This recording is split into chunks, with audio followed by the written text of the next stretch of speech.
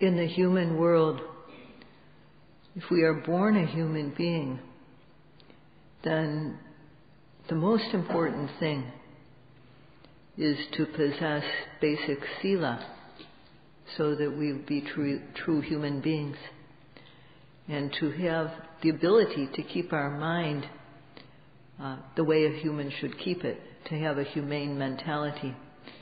And although we have human intelligence, to develop special human knowledge.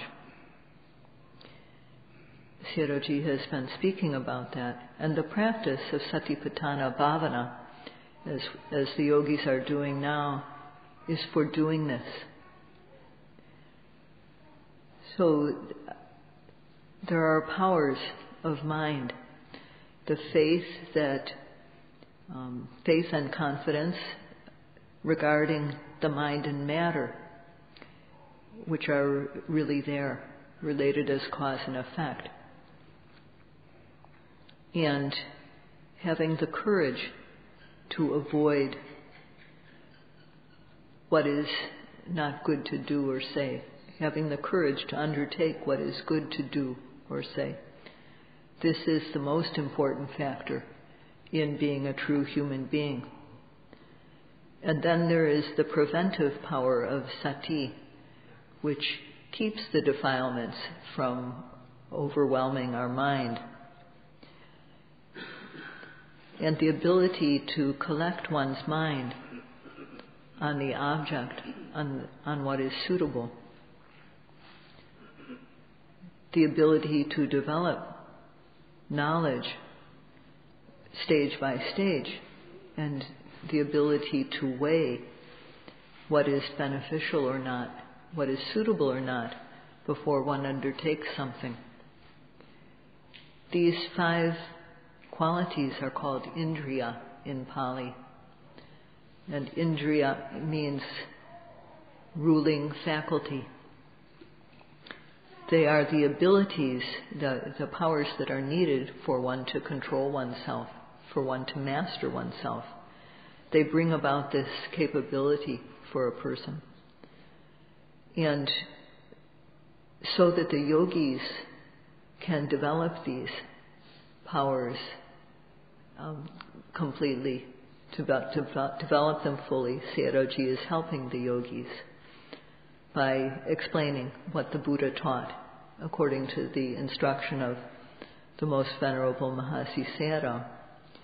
He doesn't expect anything from the yogis. He'll be quite happy and satisfied if you all develop the abilities to master yourself. So please try. Meditation practice is for creating the indriyas and developing them, for creating in our beings the factors which can give us the ability to master ourselves. And sometimes one's factors are weak. This can happen.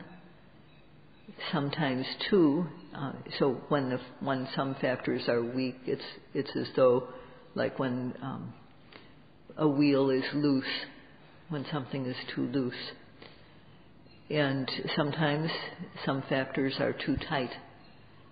So there needs to be balance. They need to be just right, like wheels. So Sayadaw explained the meaning of the word Bojjhanga. Bojjhanganansa anupawatanato. Bojjhanga is a word that means,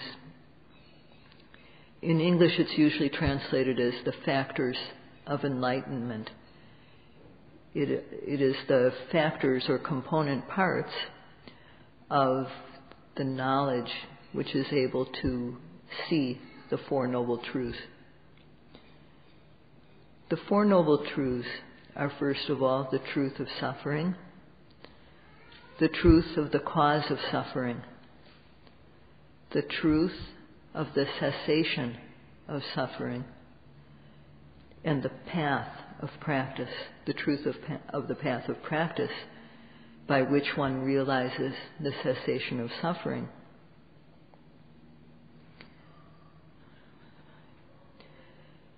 So one needs to know the truth of suffering within one's being. One needs to discern the truth of suffering by observing one's being, and one needs to dispel its cause. One needs to realize the cessation of suffering, nibbana, and develop the path of practice leading to it. So there's these 4 things to be done. One needs to know, dispel, realize, and develop.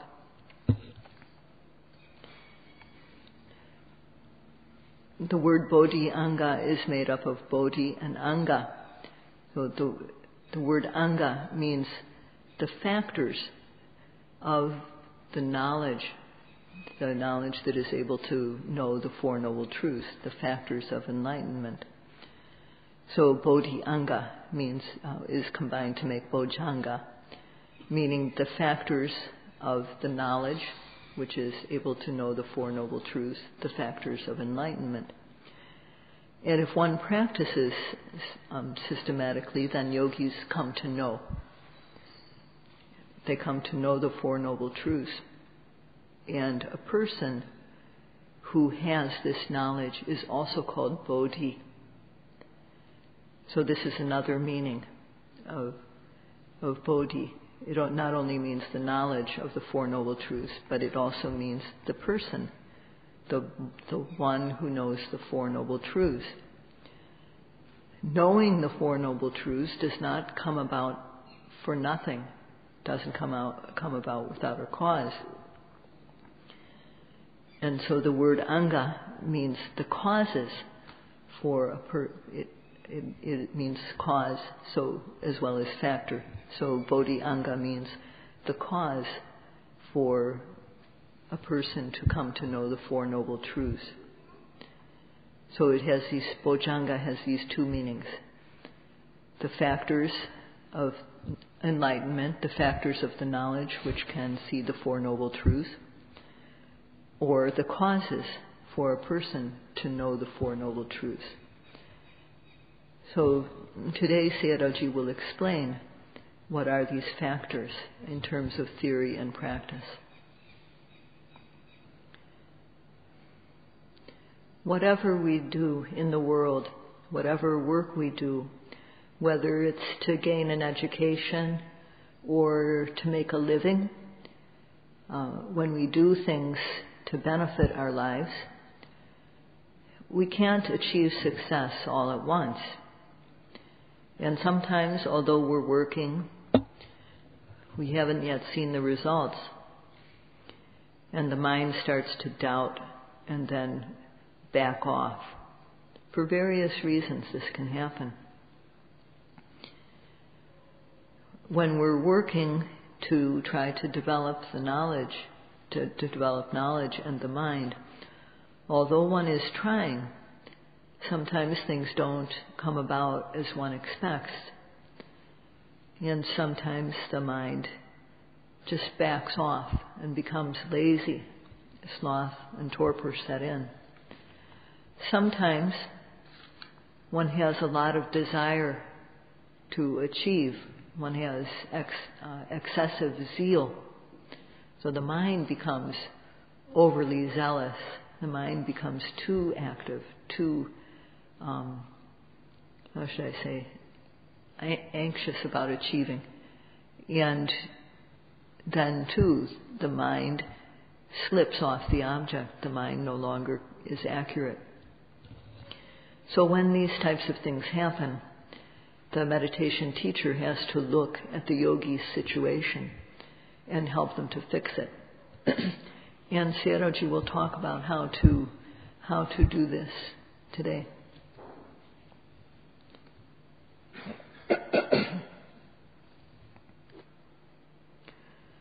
As now, while meditating, when one tries to observe every arising object, starting with the rising and the falling, practicing with respect, constancy, meticulous care.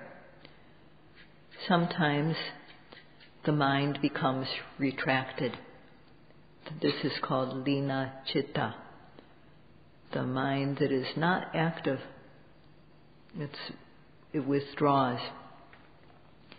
And what follows this retracted mind, this withdrawn mind, is kosajja. It is said, lina cittang kosajjanupatitang, that kosajja is despicable laziness. It's very blameworthy. And the mind, this follows the mind that is retracted. This type of extreme laziness. When the mind withdraws, then this kosajja follows it. And sometimes one can't remove this extreme laziness. And sometimes people give up at this point.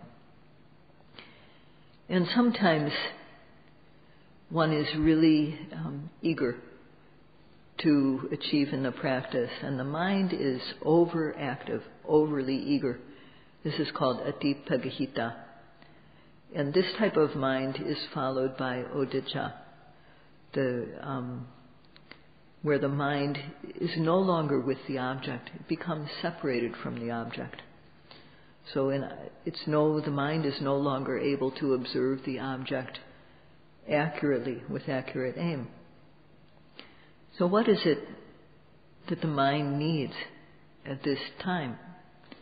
It is said, Bojjhanganancha anupavutanato.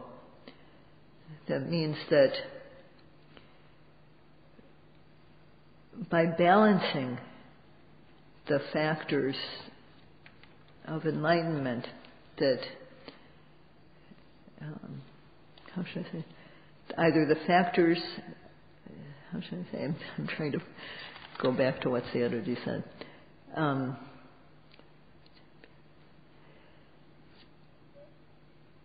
Right, that this retracted mind or the overactive mind, it has to be corrected by bringing about a balance in these Bojjhangas, which are the factors of the knowledge which knows in the Four Noble Truths, or the factors of a person who knows the Four Noble Truths.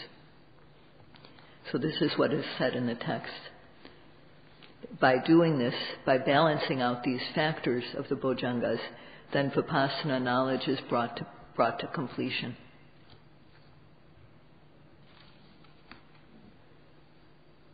There are 7 Dhammas which are called the Bojjhangas. And the first is Sati Sambojjhanga.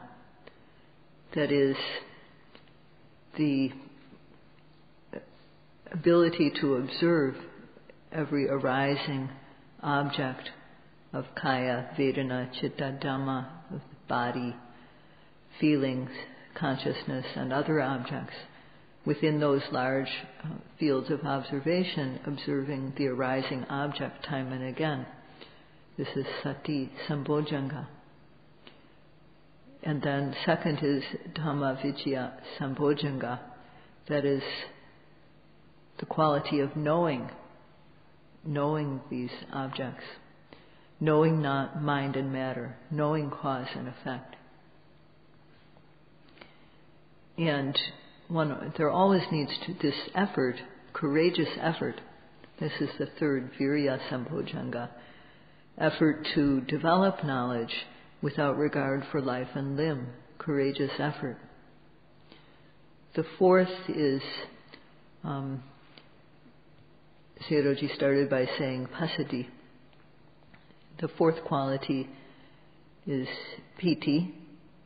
When we have good noting, then time and again the noting is good, so one feels satisfaction with what one is doing, and this is piti. And following on that, to that extent, there is the kilesas die down, and one feels tranquility, which is passaddhi. And then samadhi sambojjhanga, that is when the mind falls collectedly on every arising object. And later on, then one is able to observe with balance, with equanimity. And this is upekkha sambojjhanga. So the Buddha spoke about these. And by bringing these about in a suitable way, by balancing these factors, then one is able to develop and bring Vipassana knowledge to completion. Sometimes when doing something, because one hasn't gotten the results yet, for one reason or another, one hasn't seen the results that one wants. And what can happen is the mind backs off. It becomes slack for some cause or another. And then this despicable laziness comes into the mind. At this time we need the factor of piti, joyous interest. We need to take an object that is delightful. This quality of joy will help the mind when it feels sluggish. When the mind retracts, we need to heat it up. And the heat that we apply is the heat of mental energy, virya, as called atapa, ardent effort, in the Satipatthana Sutta. Ardent effort is needed in any task. One shouldn't be sluggish or slow about doing something. We need to wake the mind up and make it more active. And one way to do this is to reflect on the benefits of the task that we're doing, so that the mind won't be slack. The teacher also has to help with this in encouraging the yogi, pointing out how to correct the problem. And when we are observing the rising and the falling, we are doing this. As we do this practice, observing the rising and falling and other objects which arise in order to come to see their true nature, we need to have constant practice for knowledge to arise. So one has to, when the mind is retracted, one needs the factors of enlightenment which are energizing. The factor of piti, joyous interest, or the factor of effort, virya, ardent effort, or the factor of Dhamma vidya, which is sometimes called investigation. It's a form of knowledge. And with these factors, the slack mind becomes energetic and strong again.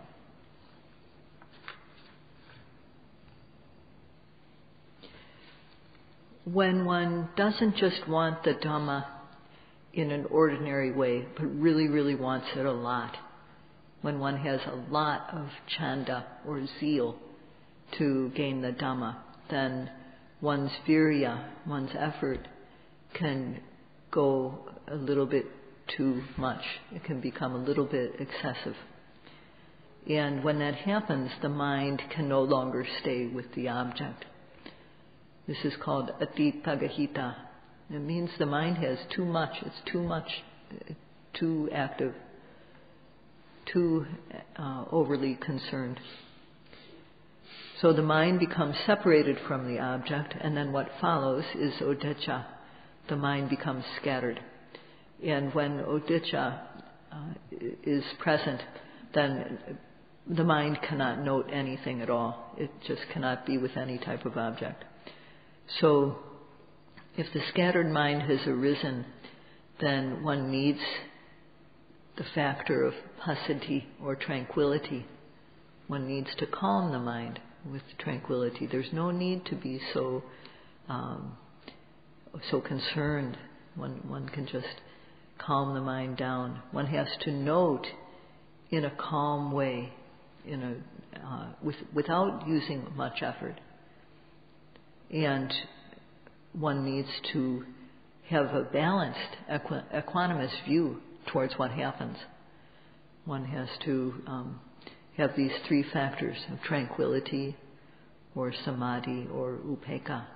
These are calming factors. And when these factors are brought into when these factors are created, when these factors are boosted, then the mind's over-energetic quality of the mind, it'll automatically reduce, and the mind will be able to be with the object once again. So this is what is meant by balancing the factors of enlightenment, balancing the Bojjhangas, or bringing them about in a suitable way. If the mind is retracted and lazy, then it needs to be energized with the factors of piti and virya and dhamma-vicaya. And if it is overactive, then it needs to be calmed with the factors of tranquility, or samadhi, or upekkha. So sati is needed all the time. Sati is compared to the salt in food. There always needs to be some salt. The salt needs to be the right amount. But without salt in food, as it's not tasty, also without sati, one can never be without sati. One has to have this all the time. And it can never be too much. So if one is able to be aware of how to bring the factors, the Bojjhangas, boost them up when they need to be boosted, then one will be able to bring them into balance, and Vipassana knowledge will arise and come to completion.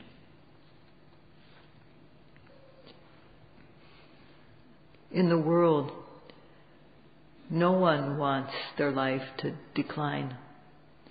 Most people dislike this, for their life to become low. And most people want to have a high standard of living. But education or possessions aren't what make us high quality. They aren't what make our lives high quality.